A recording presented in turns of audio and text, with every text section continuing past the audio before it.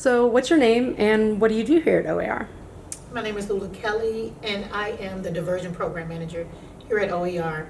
So the Diversion Program, it's a program where it allows persons who have committed a low-level crime, misdemeanor, or first-time offenders to have the opportunity to have their charges dismissed and expunged from their record if they successfully complete our program. What made you want to do this work? Well, I have worked in homeless services for 11 years prior to coming here, and what I realized was that some of the same people that we were seeing here at OER, I was seeing in homeless services. I felt like if I could work on the beginning end of that before they got out of jail and provide some of those services prior to them leaving, that it would be helpful on the other end once they re-entered into society. And I felt like it would help them to be a little further along once they got out and back into the community. So, it would be easier for them to reintegrate back into the community if you got started earlier in the process. Yes, so the earlier you get started, I feel like the better the opportunities would be. It would take away some of that lag time that once you get out, now you have to get the ID, now you have to get the birth certificate.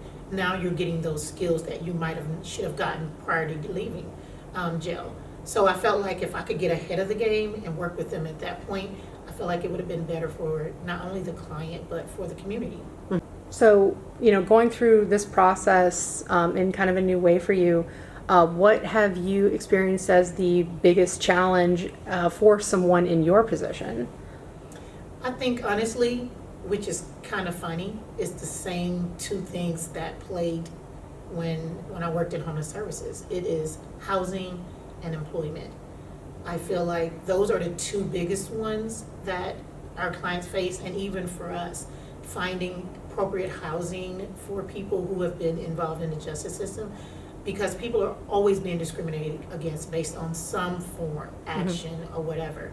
And I feel like it's another way that people are using to discriminate against people, is that, oh, you were involved in the justice system. So I feel like those are two, that and employment. Sometimes people don't have the skills or the abilities to go out and get gainful employment. And when I talk about employment, I'm not talking about just getting a job. I'm talking about a career.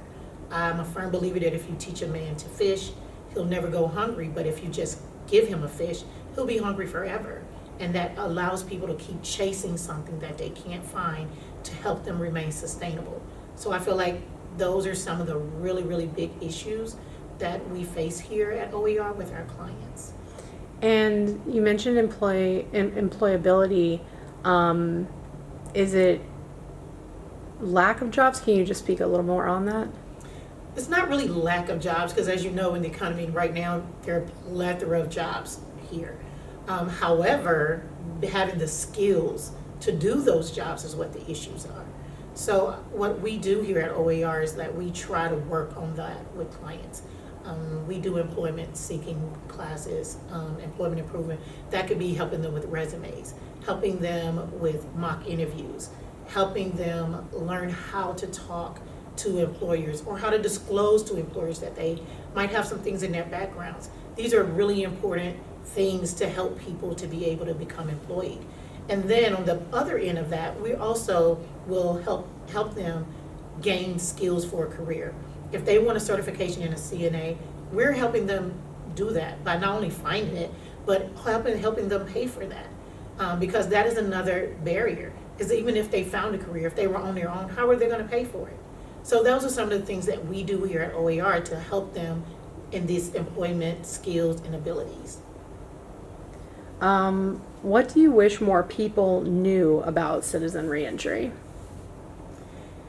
Wow, what I wish people knew.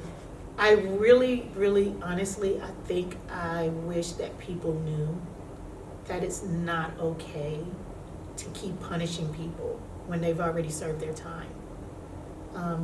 I know that old saying, judge not lest ye be judged. We're human, we judge. However, I think we also need to try and put ourselves in other people's shoes. It is really hard for you to have gone to jail and served your time and then come out and feel like you're continuing to serve your time, because no one wants to give you a chance. No one wants to listen to what you have to say. No one wants to employ you because of your past. We've all done things in our past that we're not proud of. Some of us got caught, some of us didn't. However, does that make us not a good person now? I mean, our actions sometimes is what gets us in trouble. And I think that we need to start looking at giving people a hand up and not a hand out, and not looking at it from that perspective. I think when we, as a community, embrace people that have come out and allow them the ability to move and move ahead and forward, it affects us in a different way as a community. It helps us all to grow and understand and be more empathetic and sympathetic to other people's situations, because everyone's grown up differently, everybody's come from different backgrounds, and trying to understand that and move through that motion is something that it takes a little bit of love and a little bit of compassion.